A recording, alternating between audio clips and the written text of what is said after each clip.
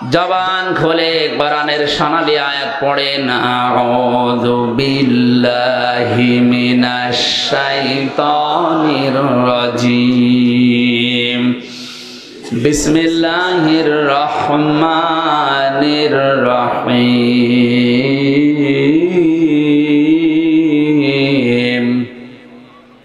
কুল in কুনতুম তুহিব্বুনাল্লাহা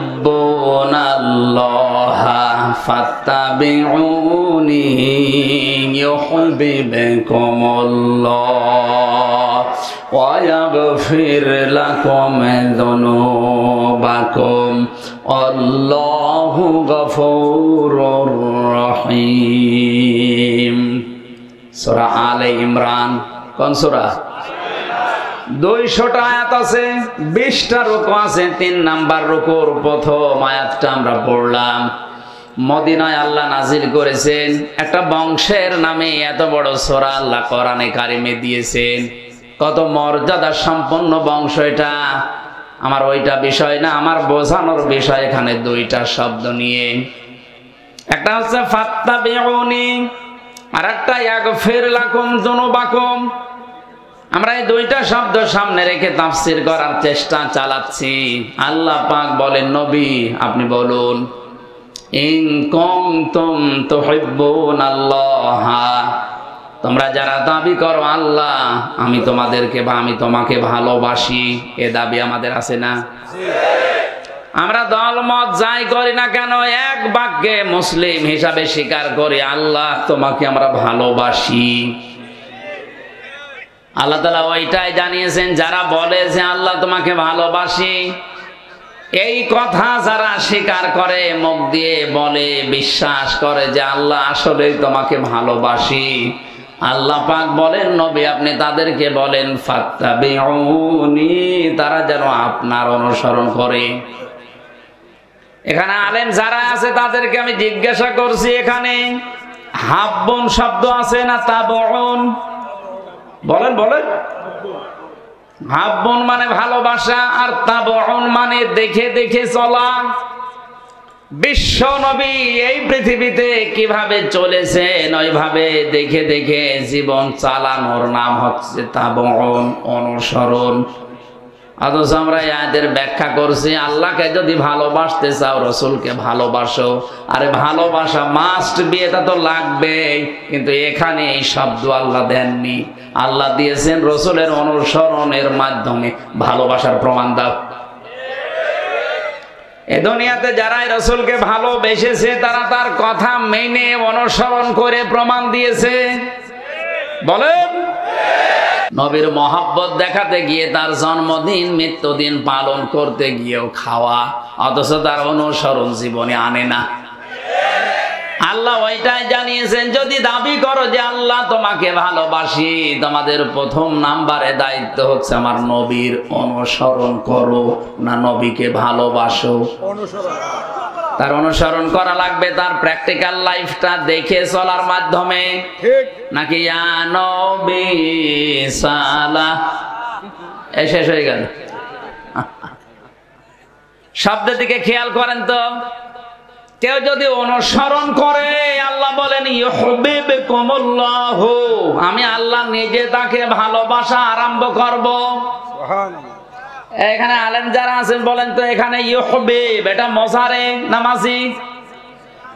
মজারের শব্দ, এটা বর্তমান, ভবিষ্যৎ, প্রেজেন্ট, ফিউচার। আল্লাহ মাজি অতীত শব্দ দেননি। যে আপনি অনুসরণ আরম্ভ করেছেন, আল্লাহ আপনাকে ভালোবাসা শুরু করেছিলেন না। যখন অনুসরণ আরম্ভ করবেন তখন আপনাকে আল্লাহ ভালোবাসা শুরু করবে। এখন আমার প্রশ্ন, এই অনুসরণ কি আংশিক না পূর্ণাঙ্গ? আরো জোরে। আংশিক অনুসরণ যারা করেছিল তাদেরকে আল্লাহ ভালোবাসেনি, তাদেরকে আল্লাহ মাফও করেনি, জান্নাতেও দেয়নি। এই কথা বলেন। এখন তার বাস্তব উদাহরণ নবীর 2 চাচা আবু তালেব আর আবু লাহাব। এ 2 জন নবীকে অনুসরণ করেনি, কিন্তু ভালোবেসেছিল। এত ভালোবাসা দিয়েছিল, আবু তালেব নিজের সন্তান আলীকে কাছে রাখতো না, রাতের বেলা এতিম মোহাম্মদ ভাতিজা তারে রাখতো কাছে। সারাটা জীবন আগলিয়ে রেখেছিল। হাদিসটা যদিও দুর্বল, আমি শিক্ষার জন্য বলছি। খেয়াল করেন, কিয়ামতের ময়দানে এই আবু তালেবের পায়ের নিচে জাহান্নামের দুইটা ফিতা লাগিয়ে দেবে। এটা আমরা জানি কিনা? মাথার মগজ পর্যন্ত টকবক করে ফুটবে।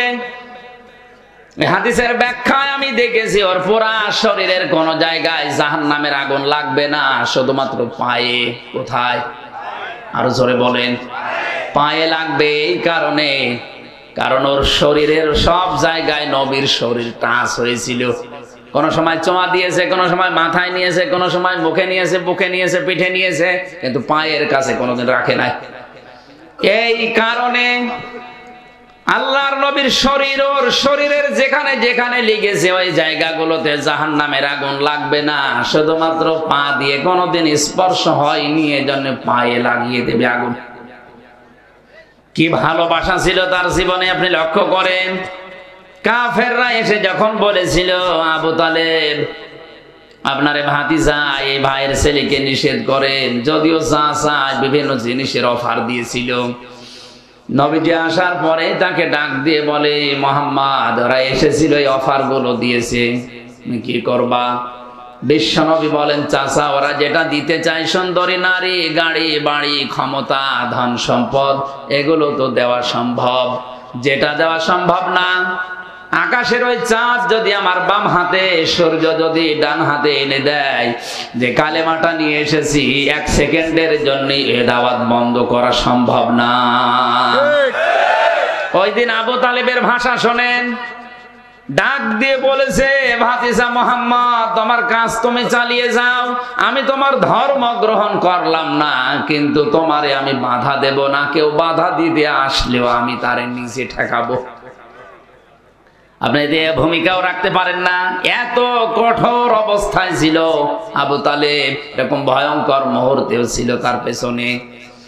এরপরেও লোকটা যেদিন মারা যাচ্ছিল, বিশ্বনবী এসে তার বালিশের কাছে বসে বসে বলেছিলেন, ইয়া আম্মি আবি তালিব কুল লা ইলাহা ইল্লাল্লাহ হাজ্জুল লাকা ইনদাল্লাহি ইয়াউমাল কিয়ামাহ, রাহুল বুখারী। হে চাচা, জোরে বলা লাগবে না, শুধু আমার কানের কাছে মুখ নিয়ে আস্তে করে বলেন লা ইলাহা ইল্লাল্লাহ। আপনি মুহাম্মাদুর রাসূলুল্লাহ বলার দরকার নেই, শুধু আল্লাহর ঘোষণাটা দেন, কিয়ামতের দিন আমি ঝগড়া করে আপনাকে জান্নাতে নিয়ে যাব। পাশে আবু জেহেল আর আবু সুফিয়ান দাঁড়িয়েছিল, ডাক দিয়ে বলে, নেতা পড়বা, সারা জীবন বাপ দাদার ধর্ম অনুসরণ করলে, এখন ভাতিজার নতুন ধর্ম গ্রহণ করে কলঙ্কিত হবা। মানুষ তোমারে ভীরু বলবে, কাপুরুষ বলবে। আবু তালিব ডাক দিয়ে বলে, ভাতিজা মুহাম্মদ আমারে মাফ করে দিও, তোমারে কালেমাটা আমি পড়তে পারলাম না। জোরে বলেন নাউজুবিল্লাহ। নবীজির মন খারাপ হয়ে গেল। সঙ্গে সঙ্গে কোরআনে কারিমের আয়াত আল্লাহ নাযিল করলেন, ইন্নাকা লা তাহদি মান আহাবাবতা ওয়ালাকিন্নাল্লাহা ইয়াহদি মান ইয়াশা ওয়া হুয়া আ'লামু বিল মুহতাদিন। সূরা কাসাসের 56 নম্বর আয়াতে আল্লাহ পাক বলেন, হে নবী আপনি মন খারাপ করেন কেন? হেদায়েত তো আপনার হাতে দেয়নি যে যাকে ইচ্ছা তাকে দিয়ে দেবেন। এই লোকটা আপনার চাচা, আমি জানি, সারা জীবন আপনাকে ভালোবাসা দিয়েছে, বুকে আগলিয়ে রেখেছে, কোলে পিঠে নিয়ে মানুষ করেছে, আমি দেখেছি, কিন্তু লোকটা আপনার অনুসরণ করে নাই। এজন্য আমি আল্লাহ ওকে মাফও করি নাই। হেদায়েত কে পাবে ওটা আপনার চাইতে আমি আল্লাহ ভালো জানি। এরপরেও নবীজি ওর কবরের পাশে দাঁড়িয়ে দুহাত তুলে দোয়া করেছে, রব্বুল আলামিন তুমি আমার চাচা আবু তালেবকে মাফ করে দাও, কারণ তার যে শ্রম, তার যে কষ্ট আমার জীবনে আমি তো দেখেছি, তুমি আমার চাচাকে মাফ করে দাও। সঙ্গে সঙ্গে জিবরাইল এসে বলে, হে নবী হাত নামান। কার জন্য হাত তুলেছেন? মা কানা লিন-নাবিয়্যি ওয়াল্লাযীনা আমানু আইয়াস্তাগফিরু লিল মুশরিকিন ওয়ালাউ কানু উলি কুরবা মিন বা'দি মা তাবায়্যানা লাহুম আন্নাহুম আসহাবুল জাহিম। সূরা তাওবা 13 নম্বর আয়াত আল্লাহ পাক বলেন, হে নবী হাত নামান। কার জন্য হাত তুলেছেন? এ লোকটা আপনার চাচা, এটা তো আমি জানি। আপনাকে সারা জীবন ভালোবেসেছি, আমি দেখেছি, কিন্তু লোকটা তো মুশরিক। লোকটা কি? মুশরিক। কোন নবীর জন্য, কোন ইমানদারের জন্য জায়েজ না, শোভনীয় না, উচিত না, এটা বৈধ না যে কোন মুশরিকের জন্য আমি আল্লাহর কাছে ক্ষমা চাবে। কাকে বলছে? নবীকে। বলেন বলেন। নবীজিকে যদি এ কথা বলতে পারে, ওয়ালাউ কানু ওলি কুরবা, যদিও নিকট আত্মীয় হয় এটা আপনার, তাও আপনি পারবেন না। অথচ বাংলাদেশে টাটকা মুশরিক মরে যায়, আমরা দোয়া করে জান্নাতে দিয়ে আসি, মনে হয় কন্ট্রাক্টর নিয়েছে। আর ওরাও পাগল, ওরা মনে করে না এত বড় হুজুর দোয়া করছে আল্লাহ জান্নাত দেবে। নবীর হাত আল্লাহ ফেরত দিচ্ছে, আমির হামজার হাতের উপর বাড়ি মারবে না? কি বিশ্বাসে আরে আছে এই মানুষগুলো। এত ভালোবাসা সারা জীবন দেওয়ার পরে নবীজির হাত যদি আল্লাহ ফেরত দেয়, চাচা মুশরিক। আর টাটকা মুশরিক মরে যায়। 14টা গরু জবাই করে আমরা দোয়া করে জান্নাতে দিয়ে আসছি। জান্নাত বাবার নাকি? এই ধোঁকা দিয়ে বোকা বানিয়ে রেখেছে অনেককে। এটা থেকে বেরিয়ে আসেন। ভালোবাসা দিয়ে যদি জান্নাত পাওয়া যেত, আবু তালেবকে জান্নাত দেওয়া লাগতো। ওর অনুসরণ ছিল না। কি ছিল না? অনুসরণ। আর একজন চাচার নাম আমরা জানি, আবু লাহাব। এই লোকটা এত ভালোবেসেছিল নবীর জন্মের সময়, বিশ্ব নবীর জন্মের দিন ওর নিজের টাকায় ক্রয় করা বাদী দাসী সোয়াইবিয়া এসে ডাক দিয়ে বলেছে, মালিক আপনার মরা ভাই আব্দুল্লাহর একটা সন্তান হয়েছে।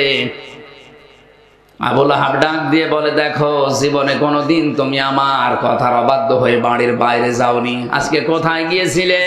যেই বলেছে আপনার মরা ভাই আব্দুল্লাহ, সে যদি থাকতো বেঁচে আজ অনেক খুশি হতো। সে যেহেতু নেই, আমি তো দৌড়িয়ে গিয়েছিলাম আমিনার ঘরে, তার একটা চাঁদের মতো ফুটফুটে সন্তান এসেছে।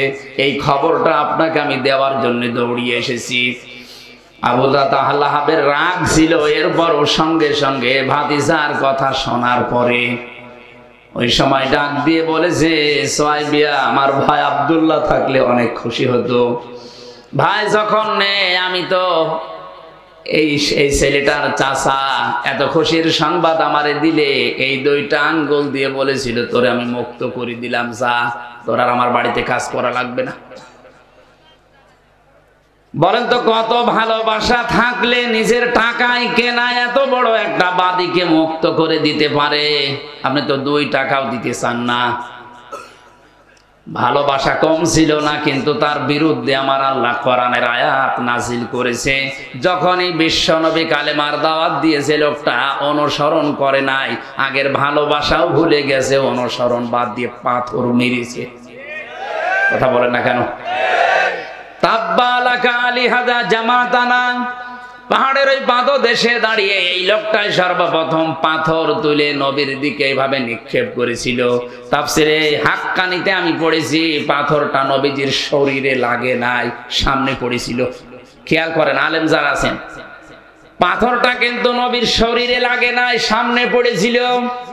যেহেতু সর্বপ্রথম পাথর তুলে এভাবে নিক্ষেপ করেছে, আল্লাহ এত বেশি রাগ করেছিলেন ওই সময়, পুরা কোরআনের ভেতরে ওর নামে আল্লাহ একটা সূরা নাজিল করেছেন, তাব্বাত ইয়াদা আবি লাহাবি ওয়া তাব। আল্লাহ পাক বলেন, ধ্বংস হয়ে যাক আবু লাহাবের 2 হাত এবং সে নিজে, এবং ধ্বংস হয়েছে। খেয়াল করেন তো শব্দের দিকে। আবু লাহাব পাথর নিক্ষেপ করেছিল কয় হাত দিয়ে? আল্লাহ এখানে কয় হাতের নাম দিয়েছেন? 2 হাত। ইয়াদা নেছিল, শব্দটা নুন পড়ে গেছে। ইয়াদা শব্দের শাব্দিক অর্থ হচ্ছে 2 হাত। আল্লাহ অবিচার করে ফেলেছে আবু লাহাবের উপরে।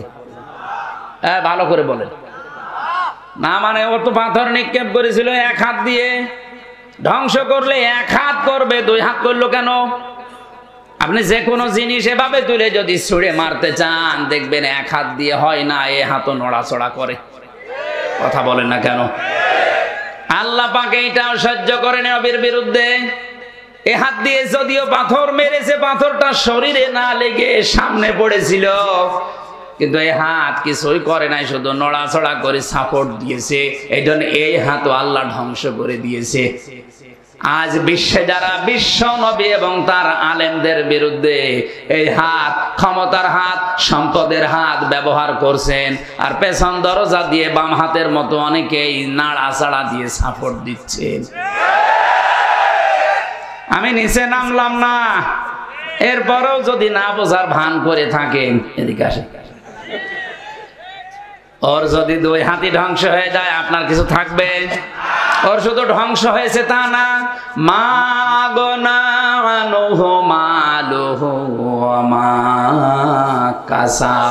ও যা অর্জন করেছিল সম্পদ, ক্ষমতাও, কিন্তু মন্ত্রী ছিল, ওর কিচ্ছু কাজে আসে নাই নবীর বিরুদ্ধে অবস্থান নেওয়ার কারণে।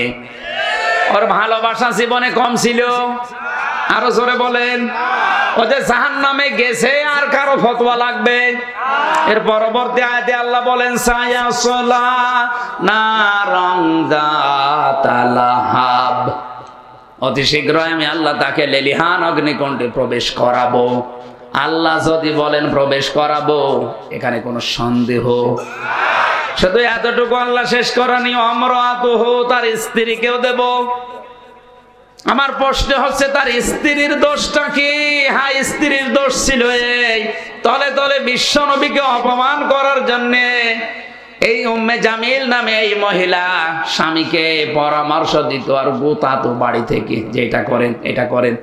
আজ উম্মে জামিলের অনেক বোন আছে, অনেক খালা আছে, তারা নিজেরা হয়তো ওভাবে আলেমদের বিরুদ্ধে লাগে না, বাড়ির লোকদেরকে খোঁচায় যে এটা করতে পারো না।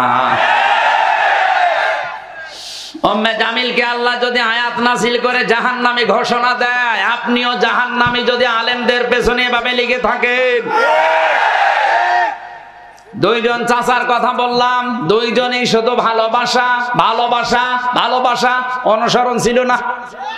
দুইজনেই জাহান্নামী, দুইজনেই। আরো জোরে বলেন। সিস্টেম অপর পৃষ্ঠায় দেখুন, আরো দুইজন চাচার নাম আমরা জানি, একজন আব্বাস আর একজন হামজা রিদওয়ানুল্লাহি তাআলা আলাইহিম আজমাইন। তাদের জীবনে শুধু ভালোবাসা ছিল না, ভালোবাসতো তারা মাস্ট বি, পাশাপাশি তারা অনুসরণ করে দেখিয়েছে। হযরতে আব্বাস যে নবীর অনুসরণ করেছে তার বাস্তব প্রমাণ মুসলিম শরীফের হাদিস।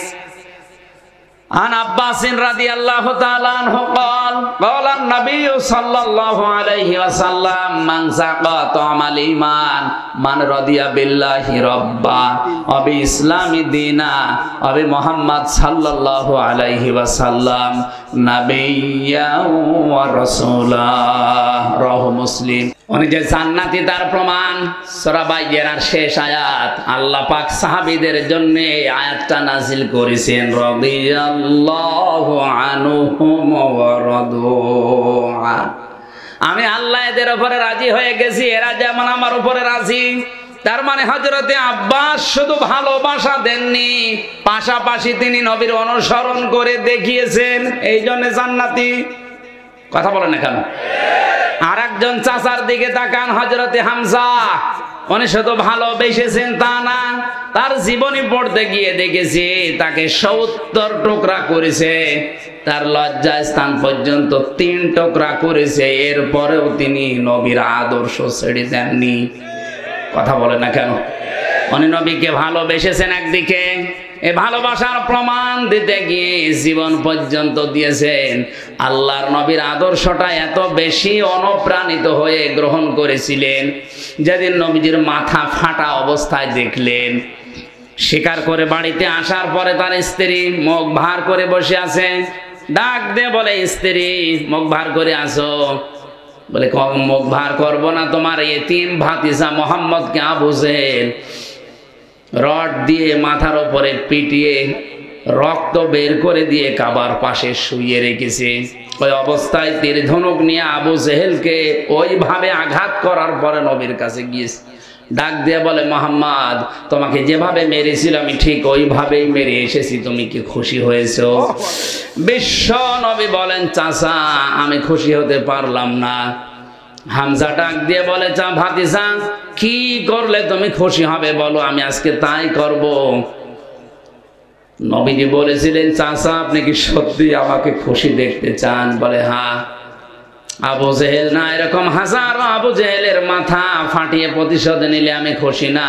যদি আপনি আমার আদর্শটা মেনে নেন, আমার আনিত কালেমা যদি পড়তে পারেন, আমি খুশি হয়ে যাব। হযরতে হামজা ওই দিনই বলেছে, ভাতিজা প্রতিশোধে যখন তুমি বিশ্বাসী না, তোমার চরিত্র তো আমি আগেই জানি, পেছনের দিকে আমি আর তাকালাম না, সব কিছু ছেড়ে দিয়ে তোমার আদর্শে অনুপ্রাণিত হয়ে আমি তোমার কালেমা স্বীকার করে নিলাম। হযরতে হামজাকে ৭০ টুকরা করে তার কলিজা বের করে চিবিয়েছে, ৩ টুকরা করেছে লজ্জা স্থানের পরেও তিনি ছেড়ে যাননি। তিনি জান্নাতি না জাহান্নামী? তিনি যে জান্নাতি তার প্রমাণ কোরআনে কারীম। হযরতে হামজার ছোট একটা মেয়ে ছিল, জীবনে পড়তে গিয়ে দেখলাম সে এসে বলছে, হে রাসূল, হে আমার চাচাতো ভাই, আমার বাবা শহীদ হয়েছে, আমি শুনেছি বাবা শহীদ হয়েছে, আপনি আমারে বলেন বাবা শহীদ হলে তো জান্নাত পাওয়ার কথা, কারণ আমি কোরআনে পড়েছি, আলা তাহসাবান্নাল্লাযীনা কুতিলু ফি সাবিলিল্লাহি আমওয়াতা বাল আহইয়াউন ইনদা রাব্বিহিম ইউরযাকুন। সূরা আলে ইমরানে আল্লাহ পাক বলেন, হে নবী, যারা আমি আল্লাহর রাস্তায় শহীদ হয়, যাদেরকে হত্যা করা হয়, মানুষগুলোকে আপনি মৃত বলবেন না, এরা জীবিত। শুধু জীবিত না, এরা আমি আল্লাহর কাছে খাবার খাই। জোরে বলেন সুবহানাল্লাহ। হযরতে হামজা যে খাবার খেয়েছেন তার প্রমাণ হচ্ছে, মেয়েটা ডাক দিয়ে বলে, আমার বাবা জান্নাতে, এটা আমি দেখতে চাই। বিশ্বনবী বলেন, বোন আমার জান্নাতে আছে, আমি এখন দেখাবো কি করে। হঠাৎ করে আকাশের দিকে তাকিয়ে ছোট মেয়েটা বলছে, আব্বু আমি এখানে। বিশ্বনবী বলেন, বোন কাকে ডাক দাও? মেয়েটা বলে, ইয়া রাসূলুল্লাহ, ওই যে আকাশের দিকে তাকিয়ে দেখলাম কিছু পাখিদের সাথে আমার বাবা পাখা লাগিয়ে উঠতেছে।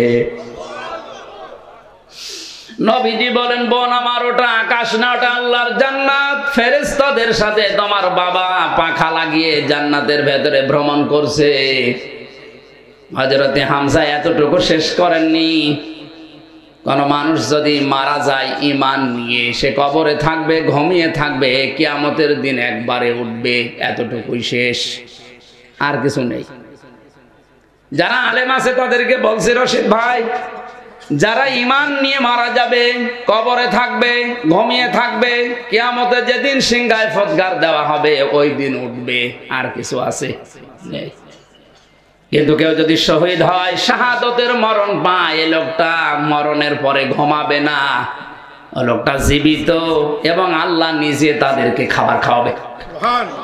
আমরা জানি মানুষ ঘুমিয়ে থাকলে খাবার খাওয়া লাগে না, বলেন বলেন, জেগে থাকলে খাবার খাওয়া লাগে, আর খাবার খেলে রক্ত, গোশত, মাংস তৈরি হয়। হযরতে হামজাকে যেখানে কবর দিয়েছে, ৩০ বছর পরে কবরটা ভেঙে গিয়েছিল। মদিনা একবার প্রচন্ড ঢল হওয়ার কারণে পানির সাথে রক্ত ভেসে আসছিল। ওই সময় যারা তার সাথে যুদ্ধ করেছিল তাদের এখন মুরব্বী হয়ে গেছে। রক্ত অনুসন্ধান করতে গিয়ে দেখে ৩০ বছর আগে উহুদের ময়দানে হযরতে হামজাকে যত টুকরা টুকরা করেছিল, সেই সমস্ত জায়গা থেকে তাজা রক্ত ফিনকি দিয়ে বের হচ্ছে। উনি যদি খাবার না খাবে, এতে রক্ত এলো কোথায়? এক কথা বলেছেন এখন। হযরতে হামজা, হযরতে আব্বাস, দুইজন নবীকে শুধু ভালোবাসা দিয়েই শেষ করেছে না অনুসরণ করেছে? এখানে দুইজন জান্নাতি আর আগের দুইজন জাহান্নামী। আপনার এখনো বিবেক খোলে না, খালি ভালোবাসা দিয়ে শেষ করে দেবেন? অনুসরণ করে দেখান হামজার মতো, আব্বাসের মতো। শব্দটা কি ছিল?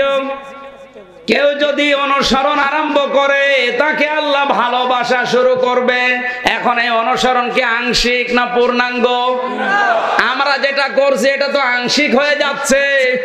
কারণ আমাদের জব্বা নবীজির মতো, পাগড়ি নবীর মতো, কিন্তু নবীজির মতো সমাজ ব্যবস্থা আমাদের নেই, নবীর মতো রাজনীতি আমাদের জীবনে নেই।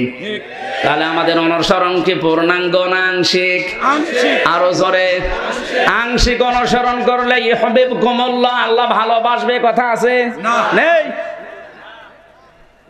এজন্য আমাদের অনুসরণ করা লাগবে পূর্ণাঙ্গ। আল্লাহ তখন ভালোবাসা শুরু করবে। আয়াত পড়ার পরে আমার মনে হচ্ছে বাংলাদেশে হাজারো আলেম, হাজারো পীর, হাজারো মুসলমান শুধু আংশিক অনুসরণ করার কারণে এখনো আল্লাহর ভালোবাসা পাওয়ায় আরম্ভ করেনি। ওয়াগফির লাকুম যুনুবাকুম তো বাদ দিলাম, আল্লাহ মাফ করে দেবে, দিচ্ছে, দেবে তা না। যে অনুসরণ আরম্ভ করবেন আপনি পূর্ণাঙ্গ ভাবে সিদ্ধান্ত নিয়ে নেবেন যে এখন থেকে রান্নাঘর থেকে আন্তর্জাতিক জীবন পর্যন্ত সব জায়গায় আমি অনুসরণ আরম্ভ করলাম। আপনাকে তখন আল্লাহ ভালোবাসা শুরু করলে, আল্লাহ যদি কাউকে ভালোবাসে ওর জীবনের অপরাধ রাখে না, জাম্বন না দিয়ে যুনুবাকুম দিয়েছেন, সব গুনাহ আল্লাহ মাফ করে দেবে। জোরে বলেন সুবহানাল্লাহ। উনি যে মাফ করবে তার প্রমাণ ওনার এই দুইটা নাম, আল্লাহু গফুরুর রহিম।